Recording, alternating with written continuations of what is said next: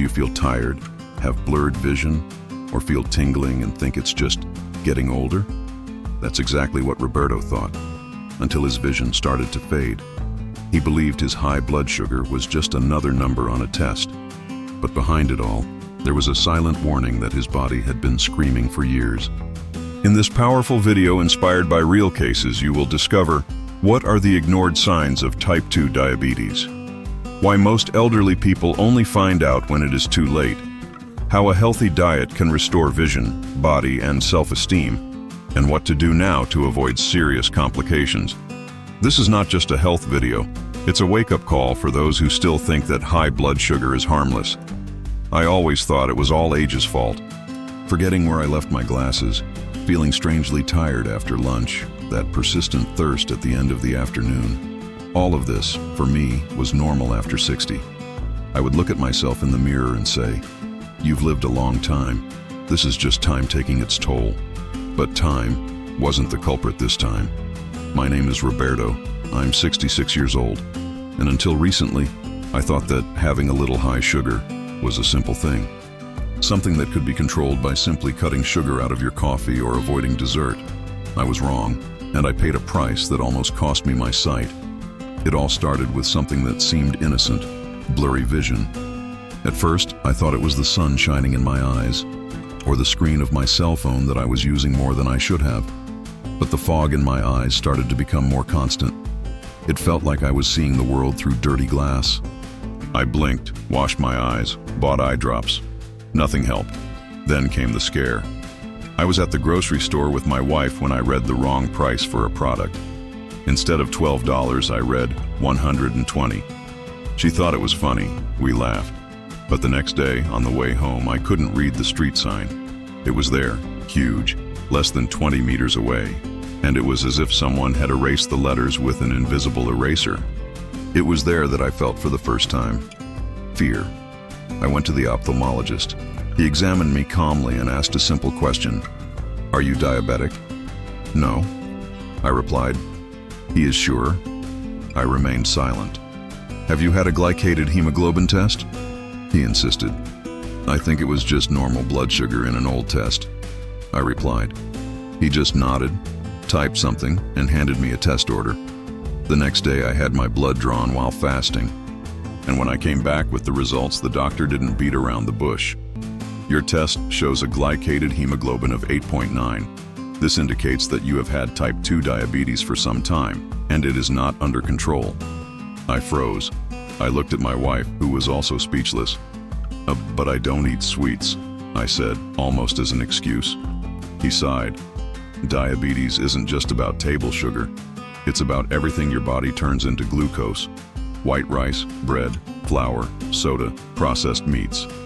And most importantly, it's about how your pancreas responds to all of that, over time." His words echoed in the following days. Diabetes, blurred vision, risk of retinopathy, risk of blindness. I, who had always prided myself on being an independent man, now found myself being led by the hand into the house. The bright light bothered me. The small letters looked like ants dancing on the paper. And the question that was suffocating me was, how did I let it get this far, without realizing it? The answer lay in the small concessions I made throughout my life. Eating just one extra roll for breakfast. Not walking because it was too cold. Swapping water for juice. Thinking that tests are only useful for people who are sick. Thinking that my body would warn me. But it did. But I didn't listen. I started researching. And the more I read, the more angry I became. I discovered that millions of elderly people in Brazil live with type 2 diabetes without knowing it. The symptoms are subtle: tiredness, thirst, frequent urination, altered vision, tingling in the legs. Many people mistake it for normal aging. They only discover it when the problem has already caused damage. That's when I decided I wasn't going to wait until I was blind to change.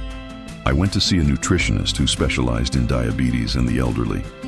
I arrived at the office with a list of fears and bad habits. She listened to everything without judgment, and she said something to me that changed my trajectory.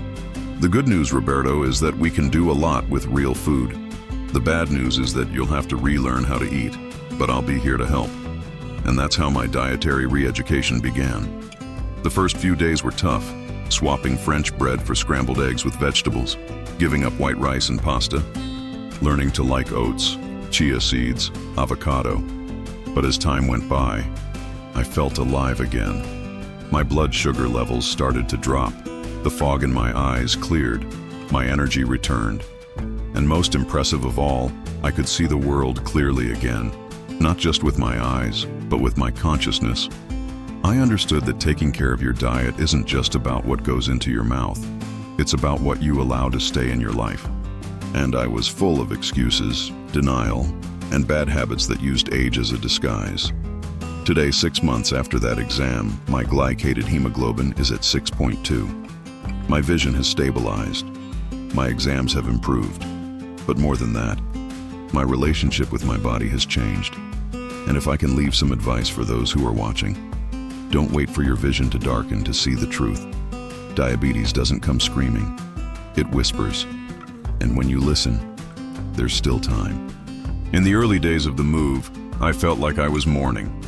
I mourned giving up everything I used to call pleasure: the warm bread from the bakery, the fluffy rice at lunch, the coffee with condensed milk that I drank without my wife knowing, as if it were an innocent secret. But then, something changed. After the first week without these foods, one morning I woke up feeling different. It wasn't the glucose that woke me up. It was the silence inside my body. For the first time in a long time, there was no pressure in my eyes, no pain in my forehead. And that day, as I prepared my new breakfast, scrambled eggs, avocado, a spoonful of flaxseed, I realized that I was beginning to free myself. I began to study food, not as someone obsessed, but as someone who finally understood that food is a choice, and that with each meal I could protect myself or hurt myself. The nutritionist explained to me about the glycemic index. Before that, these words seemed like laboratory stuff, but she was direct. When you eat a food with a high glycemic index, it turns into sugar too quickly in your blood. Your body can't handle it. Insulin goes into panic mode, and the excess glucose starts to hurt your eyes, your kidneys, your nerves, slowly and silently. I wrote everything down, and I started to exchange. I swapped bread for eggs with spinach. I swapped carton juice for water with lemon and mint. I swapped white rice for lentils and quinoa with roasted vegetables. I swapped dessert for a square of dark chocolate with fresh strawberries. At first, my mouth felt strange, but my body was grateful. After 15 days, I began to sleep better. After 30 days, my fasting blood sugar dropped from 150 to 98. After 40 days, I could once again read my newspaper in the morning without straining my eyes. But it wasn't just the food. I included light walks at dawn, 20 minutes, just me and my silence. I listened to the birds, felt the sun on my face, and was grateful. Then I learned about what the nutritionist called an anti-inflammatory routine. Go to bed early and respect your body's rhythm. Avoid fried foods, processed meats, and hidden sugar in processed foods. Drink cinnamon and hibiscus tea in the afternoon to control your blood sugar levels. Consume fiber and protein at every meal. And most importantly, listen to your body's signals with humility. One day I asked her, "Doctor, why doesn't anyone talk about these things in a simple way? Why do we only find out after we get sick?" She looked at me with a sad smile. "Because the truth doesn't sell. What sells is fear, medicine, miracle capsules. But food heals in silence. But it takes time and patience." I returned home with that echoing in my soul. There, I decided that my mission was not just to cure myself. It was to speak out, to tell, to warn others like me. Men and women who think that high blood sugar is just another number on a test. But it's not. It's a warning. A cry for help that the body makes silently. One afternoon, while visiting a sick friend in the hospital, I saw his chart attached to the gurney. Advanced diabetes, kidney failure, partial visual loss. He looked at me and said, "I thought it was just a tingling in my leg. Now I'm here, stuck to this machine." I held her hand and said the only thing that came to mind: we can't go back, but we can stop others from getting here. And that's why I'm telling you all this now, because my eyes almost closed forever. but they opened my consciousness, and maybe yours needs it too.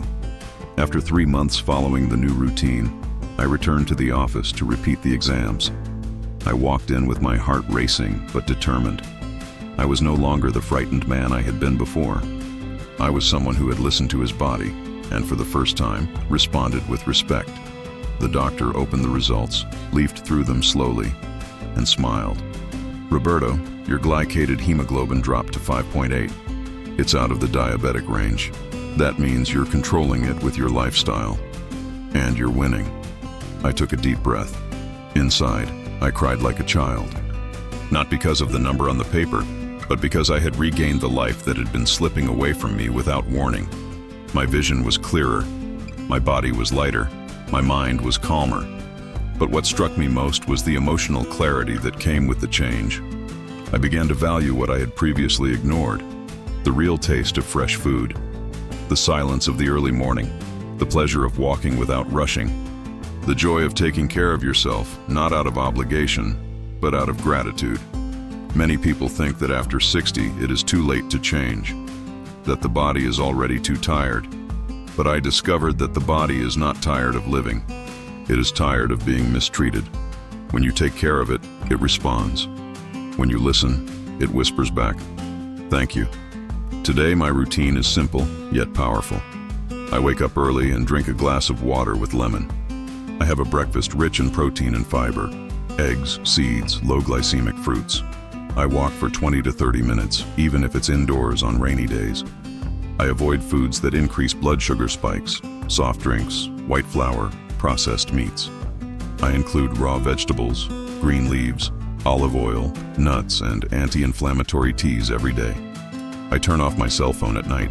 I read, I breathe, I give thanks. But more important than all of that is the decision to no longer sabotage myself. Because today I know the worst blindness is not that of the eyes. It is that of those who refuse to see what needs to change. If you're watching this right now and feel like your body is screaming for help, listen.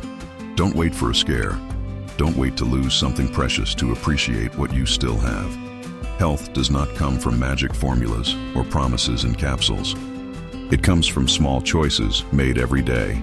And even if the whole world says it's too late, remember, it's not age that determines your end. It's your attitude. I am proof of that. Today, I see more than before. And it's not just with my eyes. It's with my heart, with my conscience, and with the certainty that there's still time, if you want to see. If this story made you rethink your health, if you or someone in your family has had similar symptoms, tell us in the comments what you are experiencing. Your story may help other people. Like, share, and subscribe.